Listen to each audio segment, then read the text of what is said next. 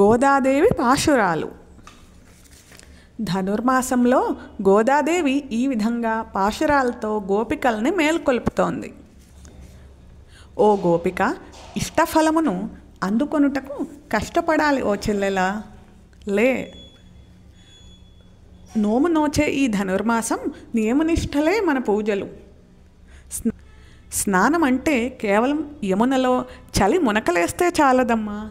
మనసు లోపలి మలినమంతా కడిగి ముగ్గులెయ్యాలి. లే లే, పూసిన పూలు, పితికిన పాలు పూతనాంతకుడి పూజకే కేటాయించాలి.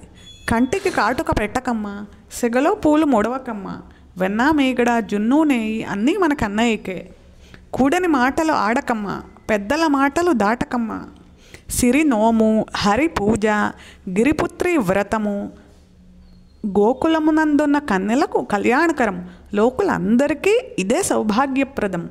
పల్లెపిల్ల మేలుకో, రే పల్లెపిల్ల మేలుకో.